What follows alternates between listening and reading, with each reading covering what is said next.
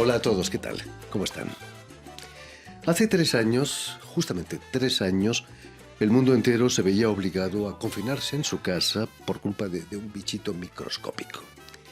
Nuestras ruidosas ciudades se convirtieron de pronto en oasis de paz, turbado apenas por el canto de los pájaros. Ahí nos dimos cuenta de que nos habían robado desde hacía mucho tiempo el silencio. Este es precisamente el tema con el que trabaja nuestro invitado de hoy, el artista francés Félix Blume, quien acaba de inaugurar en Montreuil, a 2 pasos de París, su exposición Ladrón de Silencio. Es una luz que se mueve. Es una luz que sale directamente de la tierra. Es algo que se desprende del cielo, así ardiendo, se viene. Cayó hacia adelante de mí.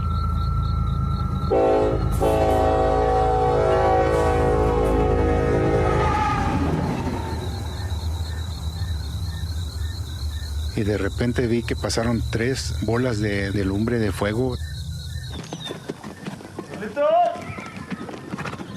Como si fueran a chocar con las estrellas.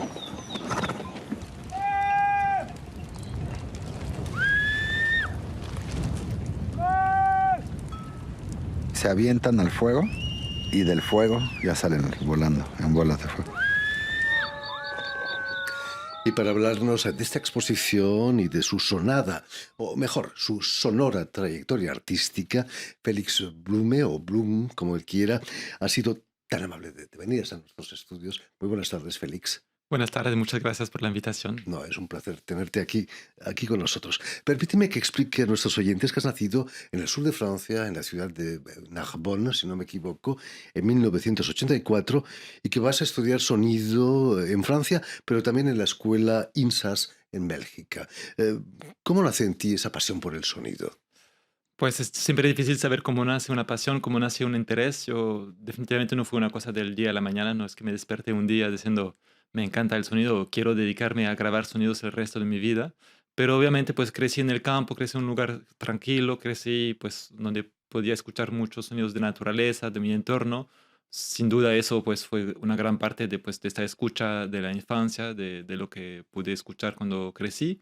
Y también creo que hubo un interés por la música en algún momento. Yo estudié percusión clásica y quería al momento de trabajar, de buscar una carrera profesional, trabajar en el entorno de la música, pero no siendo músico. Entonces ahí me dediqué pues más bien estudiar el sonido. Y lo curioso es que poco a poco, al momento en donde yo estudio el sonido, dejó de tocar la música, dejó de... Entonces me gusta pensar que el sonido de una cierta forma tomó el papel que dejó vacío la música, digamos. Todo el mundo habla de la contaminación lumínica ahora, pero pocos hablan de la contaminación sonora. Eh, Ahí en tu Narbona natal no había mucha contaminación sonora, no imagino. Pues ahí donde crecí, en el campo, no había tanto. Obviamente en las ciudades y las ciudades más grandes, pues cada vez hay más lo que llamamos contaminación. Obviamente siempre es muy importante, muy interesante preguntarnos qué es contaminación, qué lo que no es. Hay esta frase de John Cage que dice, cuando escuchas el ruido de la ciudad, pues no se vuelve ruido, se vuelve un sonido. Entonces, siempre es interesante pensar cómo escuchamos nuestro entorno, cómo escuchamos nuestras ciudades, estas contaminaciones sonoras. Y pues quizás la pregunta es más bien sí, saber cómo las escuchamos y dónde está esa escucha. Vas a viajar a Argentina, a Patagonia, donde vas a empezar a grabar sonidos. ¿Fue quizás huyendo de esa contaminación sonora o no? Pues en los primeros viajes que he podido hacer, que fueron a Mali, fueron a Argentina, fueron a varios lados de América Latina, me invitaban a trabajar en producciones audiovisuales. Yo trabajaba como grabador de sonido, como sonidista, como dicen en América Latina. Y entonces, pues de una cierta forma aceptaba los proyectos, pero no es que yo pues decidía o decía, pues me gustaría ir a tal lugar. Más bien, me dejaba llevar de una cierta forma. Y eso como se ha definido un poco mi trayectoria, es dejarme llevar por los sonidos, dejarme llevar por las invitaciones a viajar y pues sí, estar ahí siempre atento, siempre escuchando, siempre con el micrófono puesto para grabar cualquier sonido. Hablas de escuchar. Hay una diferencia entre oír y escuchar. Claro, bueno, es que tenemos las orejas abiertas las 24 horas, sin embargo, no es que todo el tiempo estemos escuchando. De hecho, yo creo que pocas veces estamos realmente escuchando, muchas veces estamos así con muchos sonidos. Nuestro cerebro siempre va así, enfocarse en un sonido, va a pues eliminar los otros, pero pocas veces estamos en esta escucha que es una escucha activa, ¿no? A veces pensamos que la escucha es algo pasivo, que tenemos que estar ahí recibiendo, pero yo creo que es muy importante pues estar activamente escuchando y eso definitivamente es algo que hacemos muy poco. Esperemos que nuestros oyentes nos estén escuchando y no oyendo. Tu primera pieza sonora es Tierra del Fuego, Las ovejas del fin del mundo, de 2012. Cuéntanos, ¿cómo se siente uno en esa Patagonia casi desierta, solamente en compañía de ovejas y pastores?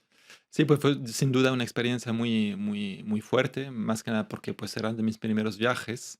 Entonces pasamos 2 meses ahí, yo estaba con un equipo pequeño de grabación para un rodaje y pues fue así, pues estar usando este territorio para grabar, escuchar, así recuperar, colectar sonidos de este lugar. Y ahí cuando trabajo con un territorio, que sea en el caso de una película o que sea en el caso de un proyecto personal, pues intento pues grabar no solamente los sonidos naturales, pero también los sonidos de los humanos que viven en estos territorios, de los seres que no son necesariamente humanos también, en este caso las ovejas, los guanacos, es como un tipo de llamas, los caballos que pueden usar, los perros, etcétera. Entonces a mí me interesa siempre intentar captar y grabar esta relación que puede haber entre diferentes seres y su lugar y no pensar que de un lado está la naturaleza o de un lado está el sonido del viento y del otro está el sonido de los humanos o del otro lado los sonidos de los animales. También pensar que eso es un todo, nosotros somos parte de ese todo y me interesa pues poder lograr capturar estos diálogos que nacen entre estas entidades. Te estamos viendo quizás en Patagonia, al lado de un bosque, pero también el desierto ha sido tu terreno de caza sonora, ¿no? Sí, yo creo que el desierto es un lugar pues desafiante de una cierta forma, porque pues pensamos que el desierto es silencioso, justamente. Ahora podemos preguntarnos qué es el silencio, ¿no? O sea, ahí decía que durante la pandemia estuvimos escuchando este silencio, pero si el silencio se escucha, entonces quizás no es totalmente silencio, o quizás el silencio es teórico. Y me gusta el desierto porque es un lugar donde supuestamente no hay sonidos, entonces obviamente hay sonidos, obviamente hay vida, obviamente hay seres. En el pequeño video introductivo que vimos, que es un extracto de un video que hice que se llama Luces del Desierto, pudimos ver personas hablando de luces y escuchar sonidos que son partes de este desierto. Entonces me ha tocado grabar sonidos, buscar sonidos en estos desiertos en Chile, en México, en Estados Unidos y en varias partes. Y siempre me gusta mucho esta posibilidad, esta necesidad de buscar así el detalle de un sonido en el desierto, al detalle de, bueno, decimos así, de escuchar las moscas volar, ¿no? Estamos viéndote en un vídeo persiguiendo una lata de bebida Exacto. en pleno desierto. La gente que te veía, me imagino que te tomaban por un loco, ¿no? Sí, pues digo, siempre está este lado quizás humorístico, burlesco de la grabación de sonido. En este caso, pues era el desierto de Atacama, el salar de Atacama en el norte de Chile. Y pues ahí hay muy pocos sonidos y dentro de estos pocos sonidos pues pasó una lata de Coca-Cola vacía, empujada por el viento. Y para ¿Quién grabarla, la habría tirado, ¿quién no? me la ha tirado? Eso sí, no sé cuánto tiempo se estuvo esperando a un sonidista para que alguien la grabe, le tomé también alguna importancia, pero pues en este momento pues para grabarla tenía que seguirla y pues ahí nació también esta relación que puedo tener en mi trabajo personal con el video, ¿no? Porque siempre grabo sonidos, pero siempre me gusta usar la imagen como un soporte a la escucha, como una invitación a la escucha. ¿Cuáles son tus armas para cazar sonidos? Hemos visto una percha con un micrófono bien protegido contra el viento. Sí, pues el sonidista tiene así estas herramientas de la caña de sonido, del micrófono. Por lo general se tienen varios micrófonos y cada vez tengo más y más micrófonos. Porque aparte de ser, bueno, mi trabajo también es una pasión. Entonces, pues cada vez tengo micrófonos más específicos. Pero básicamente es eso y una grabadora, ¿no? Grabadora, audífonos, la caña o un trepié o otras herramientas para poner los micrófonos. Y así es mi herramienta y también mi pretexto para llegar a un lugar. Muchas veces el hecho de tener este equipamiento, de tener estas herramientas, justifica el hecho que yo llegué a un lugar que me es desconocido, un territorio que no conozco, o con gente extranjera que no me conocen. Y el hecho de tener los audífonos, de tener los micrófonos, la grabadora, es algo que dicen, bueno, pues estoy aquí para grabar sonidos. Y ahí obviamente pues empieza el diálogo, ahí puedo empezar a conocerlos. Y aunque no es que hayan visto todos los días un sonidista, saben que existe, ¿no? Saben que existe, a lo mejor pueden pensar que soy medio loco o medio esta figura del científico loco, ¿no? Ah, Creo que un sonidista quizás de una cierta forma es como un cazador de mariposa, ¿no? Sabemos que existe un cazador de mariposa, pero no es algo que vemos todos los días. Digo, aquí en Issy-les-Moulineaux, en París, no vemos cazadores de mariposas, Como pero sabemos que el existe. profesor Tournesol de las aventuras de Tintín. Sí, de una cierta forma, aunque espero no ser tan loco como el profesor No, no Tournesol. creo. Precisamente estábamos viéndote que las imágenes son importantes para tu trabajo. Estaba pensando que las grabadoras de hoy en día, afortunadamente, se han reducido, ¿no? Sí, sí, sí, Ya no eso son es una los ventaja. 13 kilos que pesaba un Nagra, esas Sí. grandes cajas magnetofónicas. Claro, las herramientas de manera general se han reducido, se han haciendo más ligeras, se han democratizando también, democratizado de una cierta forma. Hoy en día se puede grabar con una grabadora muy, o sea, muy portátil, muy barata. Obviamente va a tener sus límites, pero yo creo que eso de una cierta forma permitió a mucha gente llegar o acceder a esta grabación de sonido y por eso vemos una proliferación de gente que está grabando sonidos por el mundo entero. Y obviamente hay una sensibilización a la escucha, hay pues una necesidad quizás de escuchar. La pandemia seguramente ayudó también en algunas cosas, pero sí me parece así muy bueno que eso yo creo que aplica al sonido y también a otras formas de artes, donde uno con la computadora, con así herramientas muy baratas, puede acceder a muchísimas posibilidades que antes era imposible imaginar. He leído, Félix, que no editas demasiado los sonidos una vez tomados. ¿Es cierto eso? ¿Los dejas tal cual? Pues los edito, los compongo, pero no es que voy a trabajarlos, a tratarlos como lo podría hacer otra gente que trabaja, por ejemplo, con sample o con música o DJs que van a usar el material sonoro para malear o para modificarlo de una cierta forma, o como lo hacen en la música electroacústica. En mi caso, yo uso los sonidos como son más o menos, así como los he grabado. No es tanto por una cuestión de pureza, pero también por una cuestión que a mí me gusta más la composición con estos sonidos. Me gusta más invitar a una escucha de estos sonidos que sea diferente y para eso pues voy a componer, voy a editar, voy a mezclar, pero no voy tanto a distorsionar no voy tanto a cambiar los sonidos de por sí. Vas a ponerte en escena tomando sonidos como te veíamos hace unos instantes. Incluso vas a emular a Juan Sebastián Bach con sus suites para violoncelo.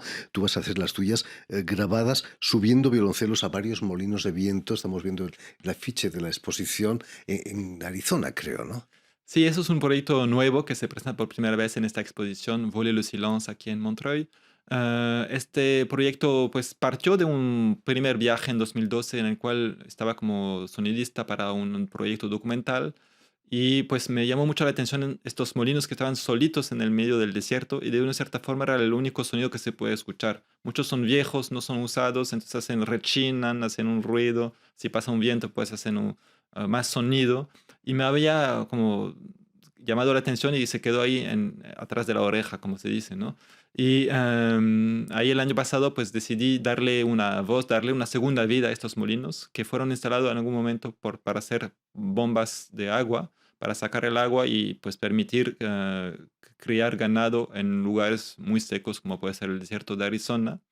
Y para darle voz, para darle esta nueva vida, lo que decidí es simplemente ponerle un violoncelo, así un cello, en el medio del molino y poner el arco sobre lo que era el masto central que servía para la bomba.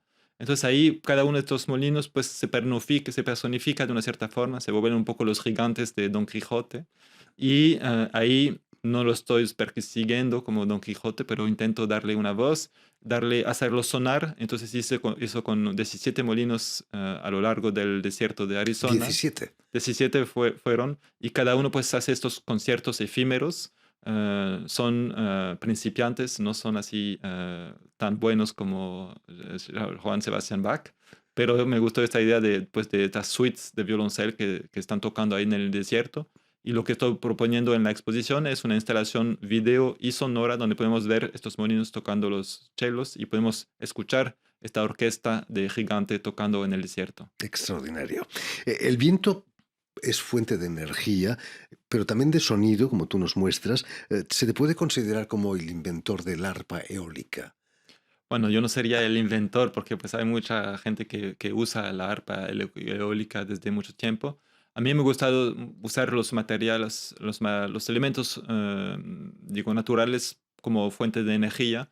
Es algo que he podido hacer en proyectos como en Tailandia, donde hice un proyecto con 150 flautas de bambú dentro del mar y donde pues el movimiento de las olas del mar hacía sonar flautas. En México he podido trabajar con gotas cayendo sobre tambores que hacían como también una composición con estas gotas, una composición percusiva en este caso. Y ahí en este caso pues usando pues sí, el aire que empuja estos molinos para tocar el violín. Pero o sea, esta idea de arpa eólica creo que es algo que ya viene de tiempo mucho más antiguos, que inclusive se ve como una cierta forma, pues una especie de manera de dar una voz a los dioses de una cierta forma, como los dioses podrían tocar su música. Algo Así. difícilmente transportable a una sala de conciertos, ¿no? Si esperamos a que llueva para que los tambores Sí, suenen, es claro. difícil. En el terreno visual veíamos al inicio del programa tu vídeo Luces del Desierto. Tiene mucho de inquietante, ¿no? Esa luz que se acerca a nosotros podría recordar la imagen de la muerte que nos han contado algunos que han pasado cerca de esa muerte, ¿no? Sí, todavía no he pasado por ahí, pero yo creo que la oscuridad tiene esta cosa inquietante. ¿Por qué tiene eso? Porque la oscuridad pues puede contener todo, ¿no? Cuando no vemos nada, podemos imaginar todo. Y ahí yo creo que es una fuerza también de lo sonoro, del sonido, es que no nos muestra nada, entonces podemos imaginar muchas cosas. Digo, aquí nosotros, los espectadores, los auditores nos ven, entonces saben que yo tengo una chamarra azul, que tengo algo amarillo, saben más o menos cómo soy.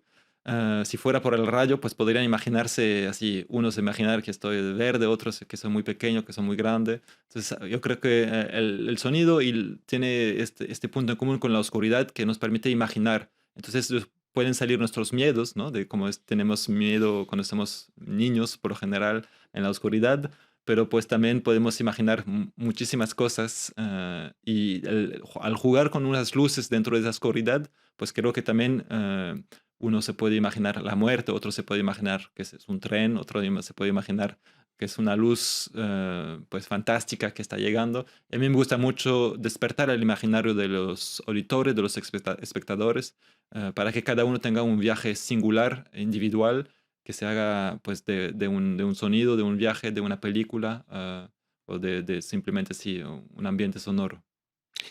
Hemos hablado a menudo en este programa de la dictadura de la imagen. ¿Qué sería tu trabajo sin la imagen? Finalmente, has ganado premios como videasta, como con alguna de tus instalaciones, Sí, vídeo. sí. Bueno, he podido hacer piezas puramente sonoras, como fue el caso de esta primera que mencionó, En de Tierra de Patagonia. Fuego, pero hice varias después, más que nada con el programa Arte Rayo, aquí en Francia, ahí donde pueden escuchar varias. Pero siempre me ha gustado también usar lo visual como soporte al sonido. Por lo general, en audiovisual, en películas, en documentales, siempre se hace primero la imagen, después el sonido. Después vamos a editar el sonido, pero primero siempre la imagen. En mi caso, yo lo hago al revés. Yo parto de lo sonoro, parto del sonido y después voy a buscar cómo la imagen podría estar al servicio de este sonido, cómo podría invitarnos a escuchar, como es el caso, por ejemplo, de estas imágenes que vemos, que son parte de una película que se llama Curupira, Criatura del Bosque, en donde vemos gente escuchando y al hecho de ver gente escuchando, pues nos invita a nosotros también a escuchar. Y yo creo que eso es lo que me interesa, es cómo usar la imagen para invitarnos a escuchar. Es una verdadera revolución contra la dictadura de la imagen, ¿no? Es un intento, todavía no llegamos a la revolución. Volviendo a la exposición que acabas de inaugurar en Montreuil, en la Halle Bouchoussoul, si no me Al equivoco. Bushul.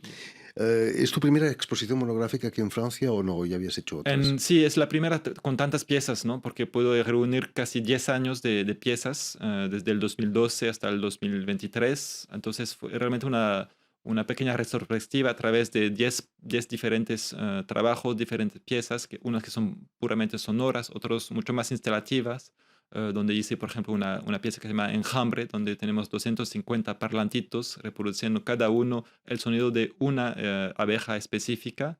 Hay piezas mucho más visuales como la de los molinos, hay unos videos sonoros como los de Soncel, unos trabajos participativos que pude hacer en Chile que se llaman Los Grillos del Sueño.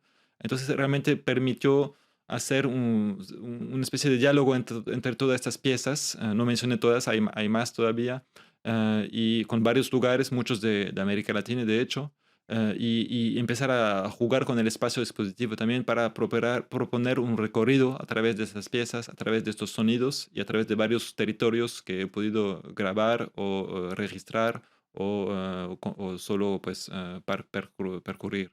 Naturalmente. Eres casi más conocido en América Latina que en Francia, ¿no? Sí, sin duda, empecé mi carrera personal o mi carrera de artista sonoro, la empecé en México y poco a poco me fui a varios lugares de América Latina, a Chile en un principio, últimamente estoy mucho en Brasil, y a otros países de América Latina. Y fue hace unos años, nada más, así como 2 años, que empecé a hacer proyectos en Francia. Había hecho un par en otros países de Europa. Había hecho un par de exposiciones en España también, pero proyectos, hace apenas 2 años que realmente empecé a hacerlos. Yo creo que dicen, nadie es rey en su país o algo No, así. nadie es Entonces, profeta en su tierra. exactamente, pues yo creo Ahora que sí, también aplica aquí. ahora eres profeta en su tierra. El público francés podrá descubrir tu trabajo en Montreuil, en esta exposición que va a estar abierta hasta el 2 de abril en la Halle Bouchoul, en la ciudad de Montreuil, justo al lado de París. Muchísimas gracias, Félix, por haber estado aquí. Mucho éxito aquí en Francia. Y permíteme también que dé las gracias a Adrien Taureau y Jérémy Besset, quienes se han ocupado hoy de la realización del programa, y también nuestros telespectadores que nos siguen en todo el continente americano, desde la Patagonia hasta la Ciudad de México, gracias a la cadena Unión Continental Latinoamérica y también de una red, la red TAL, que reúne televisoras públicas y universitarias de América Latina. Muchas gracias. Y a ustedes, muchísimas gracias por su atención y les damos cita para una nueva edición de El Invitado de Radio Francia Internacional.